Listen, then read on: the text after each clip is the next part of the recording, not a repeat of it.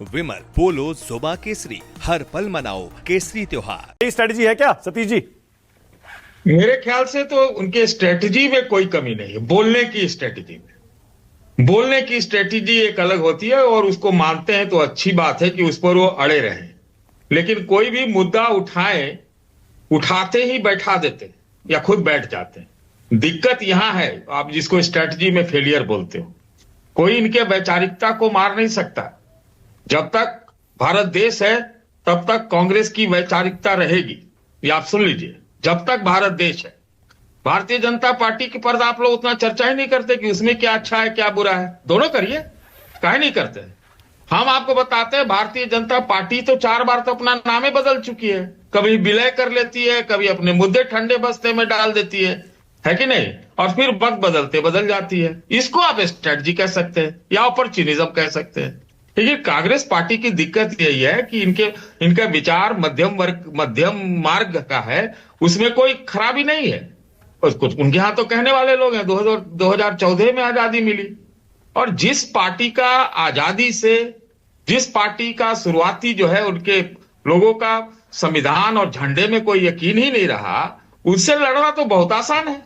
लेकिन आप आपस में ही लड़ेंगे ना, आप बलवान तो होइए, तभी जाके आप आरएसएस को तालिबान कह सकते। सतीश जी एक तो ये देखिए, फिर आपने आज देखिए गलत बात कर दी। आप कह रहे हैं बीजेपी की चर्चा नहीं होती। 10 साल से बीजेपी और आरएसएस पर कितनी चर्चा हुई है कि बीजेपी में क्या गलत है, कौन सी नीति सही है, कौन सी गलत है, खूब चर्चा होती है, अक्सर करते हैं। कांग्रेस पार्टी पर चर्चा ज्यादा इसलिए हो रही है सतीश जी, क्योंकि कांग्रेस पार्टी की हालत देखिए जरा। जो पार्टी जीत रही हो उस पर ज्यादा चर्चा होगी, ज्यादा मंथन होगा, या जो हार रही हो उस पर ज्यादा चर्चा और मंथन होगी। आप ही बताइए। देखिए, हाँ वही आप ठीक कह रहे हैं। अगर आप अंदर से ये बात मानते हैं तो अच्छी बात है, क्योंकि भाजपा वाले ही मानते हैं कि भाजपा पर चर्चा बंद करा कर रखना है तो सबसे जरूरी है कि कांग्रेस का रोज निकालो। आज दिग्विजय, कल थरूर, कहीं फलाना, कोई ठिकाना, कहीं मन का राम फलाना, प्रियंका को चाय पिला देना, बस इनका वहां का वहां है। दरअसल वैचारिकता की राजनीति देश में नहीं हो रही है, औपचारिकता हो रही है। ओके, ऑलराइट, ओके, एक से जो मैंने विनोद जी से पूछा, मैं हाँ बोलिए, चलिए पहले आप बोलिए, कंप्लीट करिए। हाँ, मैं ये कह रहा हूं, जो संघ प्रमुख हैं, आरएसएस प्रमुख हैं, उन्होंने पूरा स्वतंत्रता का श्रेय जो है, सेहरा जो है, कांग्रेस के ऊपर बांध दिया है। तो भारतीय जनता पार्टी इस क्षेत्र में तो कांग्रेस पर हमला नहीं कर सकती ना, जो हाँ। उनके पूज्य संघ संचालक है कि नहीं? तो उनके इसमें कोई कमी नहीं है मुझे लगता है। कांग्रेस पार्टी में जो कमी है कि उनके नेता आराम तलबी है। एक बेचारा अकेला चलता है, अकेला चलने का अगर नारा भी देता है तो बेचारे को 4-5 हजार किलोमीटर अकेले ही चलना पड़ता है। बाकी तो सब ठंडा में अभी रजाई और जैकेट और लिहाफ लेके सब बैठ जाते हैं। ये प्रॉब्लम है कांग्रेस पार्टी की। अगर वो जमीन पे ठीक से उतर जाए तो भारतीय जनता पार्टी तो अपना चरमोत्कर्ष देख चुकी है। आप समझ लीजिए, हो सकता है और आगे बढ़ जाए। जैसा अगर कांग्रेस की संगठनात्मक स्थिति ऐसी रही तो और आगे बढ़ जाए। लेकिन कांग्रेस अगर जमीन पे उतर जाती है तो भाई, यही भारतीय जनता पार्टी थी ना। 2 से 182 आने में इनको कितने साल लगे, और 182 पर जब आए तो तुरंत के तुरंत 138 और उसके बाद 116 पर भी उतर गए। आप ये समझिए, 116 2009 में और 2004 में 138। सतीश जी, तो इसका ऐसा नहीं है कि आप इनसे लड़ रहे। मैं अक्सर देखिए, जब हम टीवी पर ये डिबेट करते हैं, विश्लेषण करते हैं, तो बड़ा करना भी चाहिए। सबकी अपनी अलग अलग राय होती है, कुछ अच्छे पॉइंट्स भी होते हैं और कुछ ऐसी बातें होती हैं जो सबको पता है।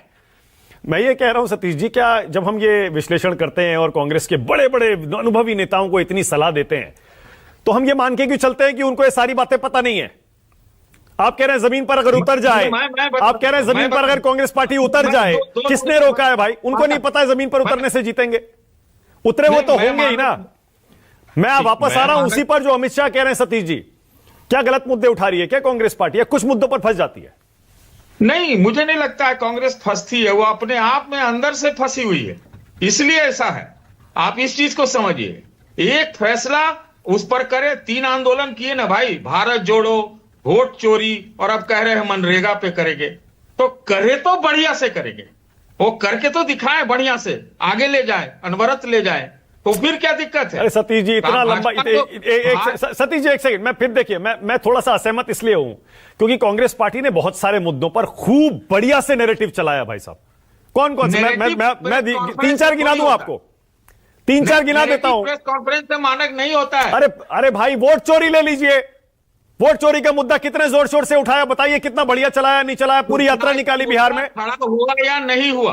क्या हुआ बताइए, क्या हुआ?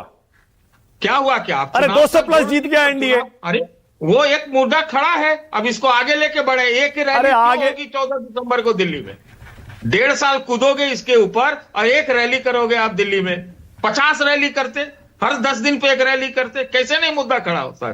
भारतीय जनता पार्टी यही कहती थी कि ये जाति की गिनने की बात करते हैं, ये विभाजनकारी है, ये अर्बन नक्सल है, वो देश को तोड़ देगा। आज कौन गिन रहा है जात, ये बताइए? और कौन हुआ विभाजनकारी पे? ये होता है मुद्दे को पलटना, अच्छा ठीक है, और मुद्दे को खड़ा करना, इसी का अंतर है और कुछ नहीं। ठीक है, ओके। अनंत